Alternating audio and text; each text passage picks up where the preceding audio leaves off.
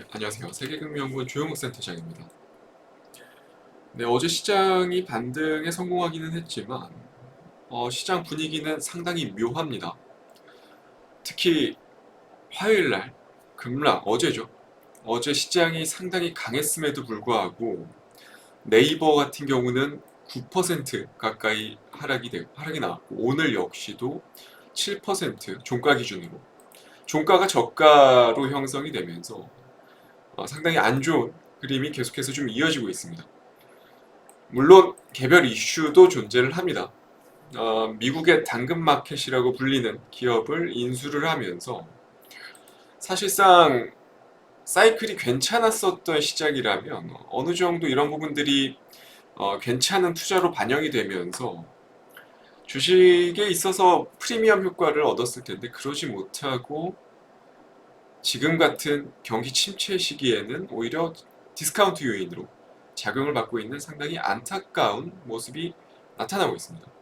그러면서 실질적으로 네이버, 카카오 같은 플랫폼 업종들의 하락세가 심상치 않게 두드러지게 나타나고 있는 그런 상태고, 그리고 오늘 시장이 애매했죠. 오늘도 특히 삼성전자, SK하이닉스 같은 반도체 기업들은 시장보다 훨씬 더 강한 모습들을 보여준 반면에 완성차 업종으로 분류되는 현대차라든지 기아, 물론 장 막판에 저가 매수 성격의 매수세들이 오후장 들어서 유입이 되긴 했지만 그럼에도 코스피 지수가 그래도 0.2% 정도 강보합권에 위치해 있었음에도 불구하고 현대차와 기아는 생각보다 좋지 않은 흐름을 장중 내내 보여줬습니다. 이제는 좀 분위기가 약간 키맞추기 성격의 흐름이 발생을 하고 있는 것 같습니다.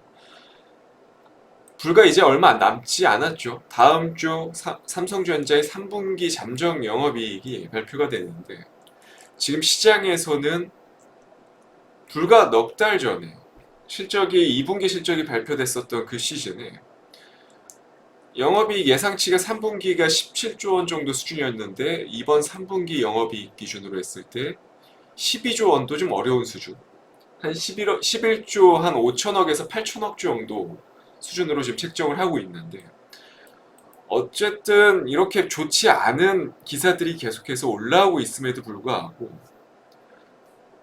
네이버나 카카오 또는 현대차라든지 기아 같은 완성차 업종과는 다르게 삼성전자와 SK하이닉스의 주가는 나날이 반등의 힘을 보태고 있다라는 거죠. 지난주 금요일부터 3거래일째 외국인의 적극적인 매수세가 지금 유입이 되고 있습니다.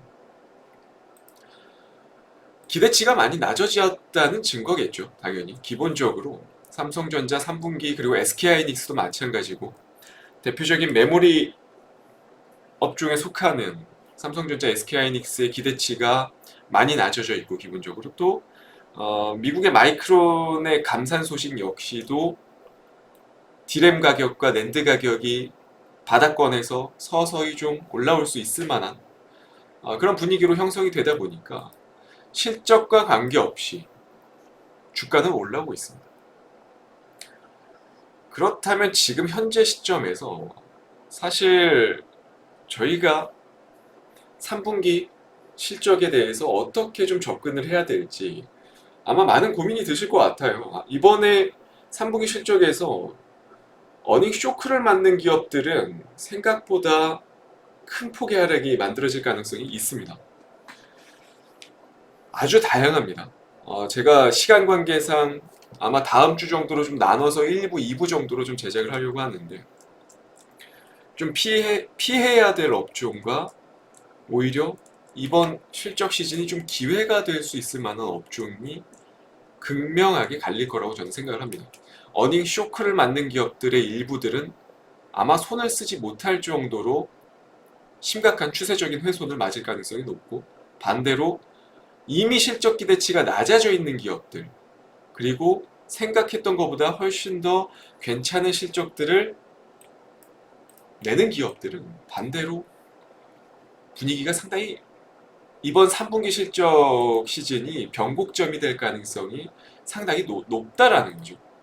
기본적으로 이번 3분기 영업이익 전망치들은 한결같습니다. 코로나 이후에 첫 번째로 역성장에 대한 가능성이 상당히 높아져 있고,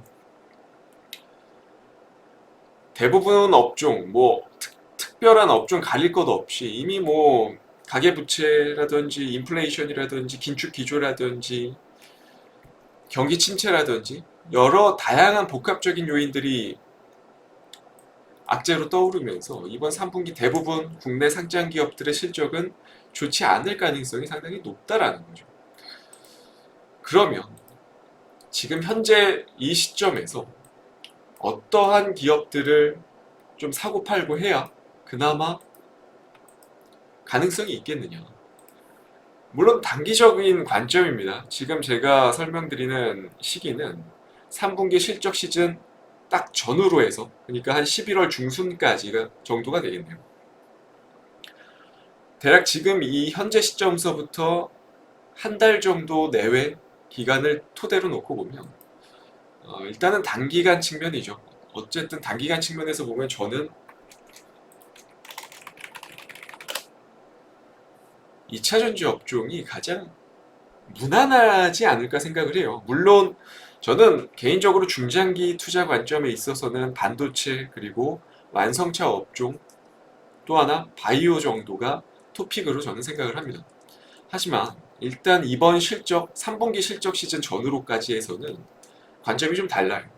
오히려 배터리 쪽 그리고 2차전지 소재 장비 쪽 이쪽이 그나마 2분기 실적을 좀 비트할 수 있을 만한 분위기가 좀 형성이 되고 있다는 거죠. 대표적으로 LG에너지 솔루션이 이미 이번 7월 중순부터 8월 말까지 사실상 국내 증시가 약세 흐름에 접어들었을 때도 유일하게 코스피 최상위, 시가총액 최상위 종목군 중에서 추세를 영위할 수 있었던 유일한 종목 중에 하나입니다. 그 이유는 상당히 생각보다 단순해요. 3분기 실적이 그나마 시가총액 최상위 기업 중에서 가장 안정적으로 그리고 역성장하지 않고 2분기 실적이 상당히 안 좋았죠. 생각했던 것보다 쇼크였는데 3분기는 이러한 부분들에 따른 기저효과까지도 충분히 발생할 여지가 있는 그런 시장 환경이라는 거죠. 실제 어제 미국에서 어떻게 보면 현대 기아가 오늘 빠진 이유 중에 하나인데, 국내 전기차 판매는 많이 줄었지만 미국의 전기차 판매량은 생각보다 많이 늘었다는 거죠. 그러면서 실제로 리비안이라든지 니콜라, GM, 포드 같은 전기차를 판매하는 국가들의 성적은 상당히 좋았습니다. 이러한 부분들 때문에 오히려 국내 완성 차량 업종은 오늘 시세가 좋지 않았음에도 불구하고 LG에너지 솔루션은 시장에서 주목을 받기 시작했던 거고, 거기에 더해져서 이제 3분기 실적이 얼마 남지 않은 상태다 보니까 결국에는 외국인의 수급들이 지금 물론 반도체 쪽으로 많이 유입이 되고는 있지만 2차전지 그리고 배터리 쪽 전반으로 수급들이 좀 유입되기 시작했다는 거죠. 사실상 11월 중순까지는 반도체 바이오보다도 오히려 배터리 업종이 조금 더 힘을 쓸 가능성이 저는 높다라고 생각을 합니다. 그러한 관점에 있어서 봤을 때 기본적으로 저희가 5% 공략주로 제가 소개를 드리는 중소형단의 종목들, 이번에도 저는 마찬가지로 업종을 상당히 주의하게 보셔야 된다라고 좀 말씀을 드리고 싶고요. 3분기 실적 시즌에 포커스를 맞추고 보면 당연히 소재 장비 업체 쪽으로 보시는 게 맞을 것이다 라는 말씀을 드리고 싶습니다. 그래서 오늘 5% 공략주 역시도 마찬가지로 2차전지 소재 장비 쪽을 가지고 왔어요. 먼저 종목부터 공개를 해드리자면 바로 대보마그네틱이라는 종목입니다.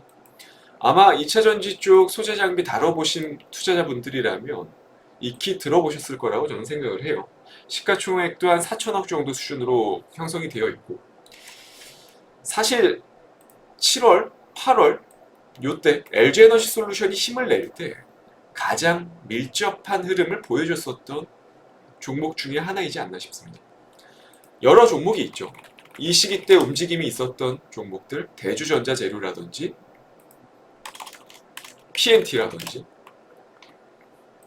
7월 그리고 8월에 걸쳐서 흐름이 있었던 종목들을 저는 지금 이 시점에서 다시 한번 주목을 하셔라 라고 말씀을 드리는 이유고, 그 중에서도 대보마그네틱을 제가 가져온 이유는 가장 LG에너지솔루션의 실적을 추종할 가능성이 높다라는 거죠. 기본적으로 대보마그네틱 같은 경우는 견조한 탈철 수요 그리고 소재에 따른 신사업이 이제 본격화되고 있는 시즌이다 보니까 실적에 있어서도 계속해서 성장이 이어질 수밖에 없는 그런 국면에 접어들어 있습니다.